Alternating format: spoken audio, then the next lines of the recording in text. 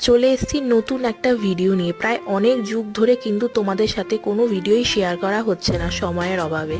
আর জানো তো, এই দুদিন ধরে যা বৃষ্টি হচ্ছে, বৃষ্টি হলেই না আমার না কেমন যেন বাড়িতে একটু ভাজা পোড়া খেতে ইচ্ছা করে। প্রায় সপ্তাহ দুয়েক আগে মা যখন সোদপুর স্টেশন দিয়ে বাড়ি ফিরছিল, তখন সোদপুর স্টেশনের পাশে গ্লসারি দোকান থেকে এগুলো কিনে নিয়ে আসে। এগুলো নাকি একটুখানি গরম তেলে একটুখানি ভাজলেই নাকি স্ন্যাক্স তৈরি হয়ে যায়। মা কিনেছিল এই frozen French fry, chicken ball আর ভেজ নাগেটস। আমার কেন জানি না এই চিকেনের থেকে ভেজ আইটেমগুলো কিন্তু বেশ ভালো লেগেছিল। এদিকে আবার কিন্তু সব রান্না কমপ্লিট হয়ে গেছে কথা বলতে বলতে। আর জানো তো, ওই ফ্রেঞ্চ ফ্রাই প্যাকেটটার ভেতরে এক ধরনের মশলা ছিল, যেটা ফ্রেঞ্চ ফ্রাইয়ের টেস্টটাকে আরও দ্বিগুণ করতে সাহায্য করেছে। আর এই যে ইনি হলেন আমার স্টুডেন্ট, যিনি আমার হাতে রান্না খেতে বেশ ভালোবাসে। ওনার মুখে বেশ ভালো লেগেছিল, তাই উনি আনন্দে নাচছিলেন।